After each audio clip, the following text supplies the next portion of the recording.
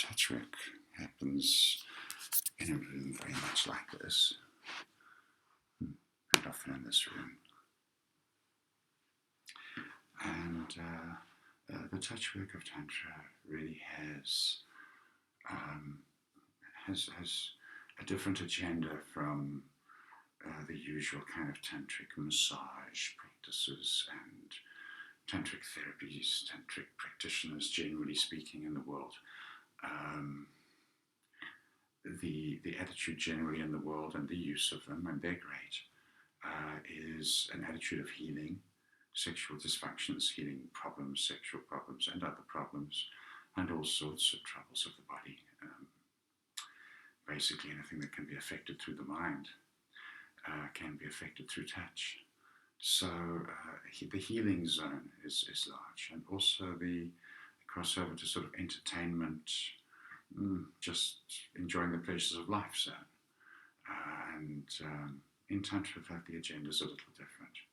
In Tantra, touch work is preparation for what Tantra is kind of known for, is using sexual energies, using your sexual energies as your meditation. It's a preparation for that.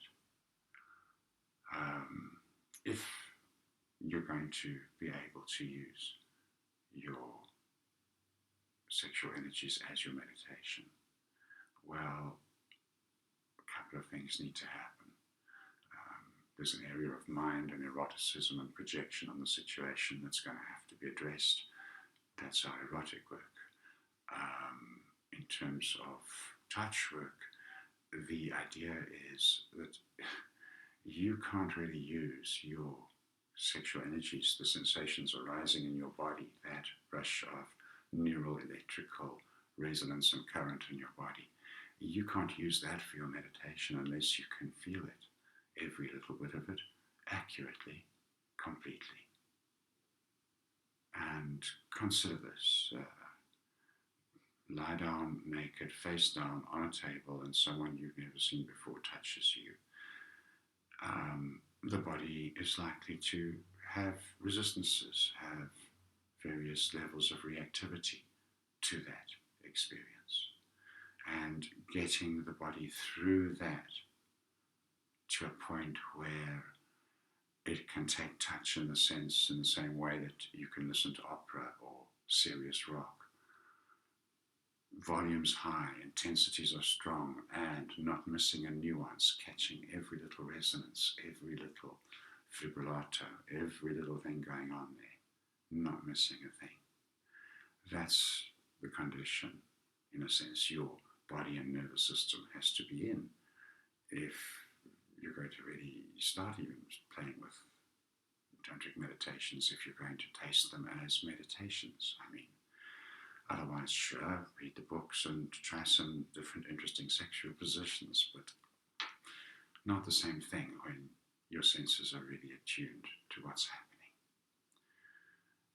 So in that direction, in that agenda, there's really three kind of steps in a way, or 3 points of noticing in touch work that are useful. The first one we usually start in the sense of start sessions for someone over time, but also start in the sense of each session begin with what's available right now to be felt, to be experienced, to be allowed of your vulnerability. That's kind of the basis of accepting any sensation or feeling, is if that follows accepting the basic fact of your vulnerability. There's nothing I could do to someone on my table, including getting out the power tools. Okay, I don't have power tools. Even that there's no way I could make someone feel as truly vulnerable they actually are in every moment. I can hint at it. I can help the body to feel vulnerable. This is, of course, a favorite stage of the work for those dakas, for those men who take to this work in our school, is realizing that, but now I'm going to touch her and she's going to feel everything of objection to that touch. Yes, and your intention must be that, please, give her something worth objecting to. Here, have that. Evoke that. Let it evoke anything and everything that stands between this person and their possibility of accepting the fact of their vulnerability, the fact of, I'm here, I'm vulnerable, can't change that, might as well accept it. And then in accepting it, allowing the body to kind of accept it too. Tricky. Can take a couple of sessions. Now, in just the course of that, that's where, it's in that area where most of what's called the healing of Tantra occurs. One yogini of the school, touchwork adept practitioner, got herself into a bit of a situation where she exchanged sessions with a music teacher. And she wanted his lessons, and he thought he wanted her Tantra lessons. And he found out that, okay, he wanted 3 sessions with her, and that was really all of it. And by the end of the 3rd session, she managed to get him lying down on her massage table, fully clothed, socks on, fully clothed. And she touched him from his feet to the back of his knees. And in what he had to experience, going in that experience, in that to get to that stage of allowing touch, that from the stranger in this situation, that took him to really where perhaps he needed to be in life. He hadn't had a girlfriend, a relationship or anything like that for a couple of years, and pretty much immediately after that he opened up, and that had got him to accept his vulnerability a bit, and he could go into life and risk a little and fall in love and get on with it.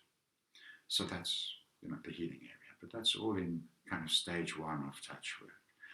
And stage 1 in each session of touch work, accepting vulnerability. When that's accepted, then of course the immediate corollary, the first arising is, so I'm vulnerable, so then the fact is I feel. And then usually that goes with turning the person over on the table, touching now the other side of the body, and letting that touch really carry strong energies. Everything of strong energies, subtle resonances, anything and everything. That's where you could say the skill of a touchwork practitioner really comes into play at that stage of letting this body now discover and find out and accept that it feels. You could say the first stage of it, the slogan would be, you shall feel every little thing. And it's kind of got a certain insistence to it. And the second stage of it is how much bliss, how much sensation, how much, call it pleasure, call it just loud sensation. How much can you stand? How much can you allow to move through you? And that really is the whole of touch work.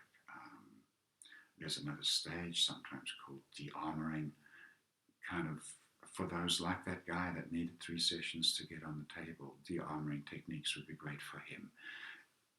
Basically cracking, by the time someone comes to Tantra sessions, usually they're past their armor, because if their armor was in place, they wouldn't be coming near this kind of thing, because it is scary. It is very emotional. There's more tears than anything.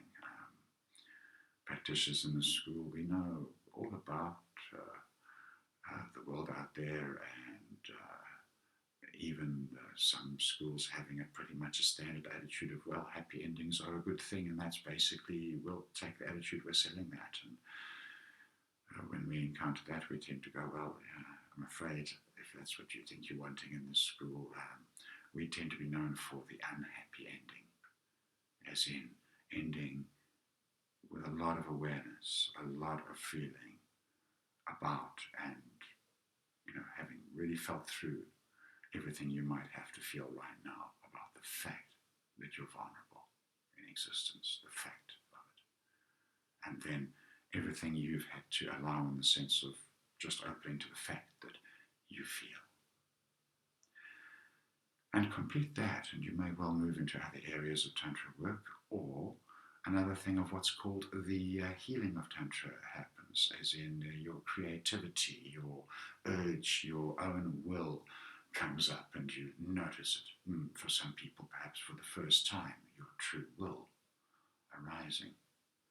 And that's really the third level of this work, is just touching that at the point of accepting, and I feel, and if you can open and accept absolutely everything there is here, right now, to feel,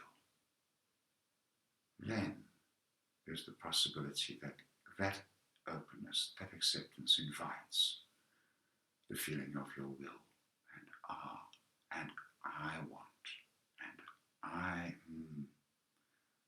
have some urge, some wanting, something of myself arising here. And if you look, it's really a process of reversing the normal life tendency, normal cultural tendency of pretty much everyone around the world is walking around suppressing the life urge without any effort at all. I mean, it takes nothing, it's such a weak urge. And then suppressing the greater fact of that I feel, and walking through a day not feeling as much as possible, and absolute complete denial of the fact of vulnerability. And I mean, I've got insurance policies for that, you know, and complete denial of the fact of vulnerability. All of which is really in the way of your life's energy, and particularly if you're going to be playing with your life's energy at the extremes that Tantricans like to play with it. This is why the sexual energies in Tantra is so much energy, so much through, not just accepting a little bit that might be there. Tantricans really cook it up, you know. And so to be able to do that, to really have strong energies moving through your system, you can think of it as just training and enduring them at one level, and practicing getting comfortable in them, and ultimately finding your own will, finding your own movement in it, and in your life. So that's what Tantric touch work is about from my perspective. On this, my 53rd birthday in the fair city of Cape Town in 2015. Hope it was of use. Thanks for listening.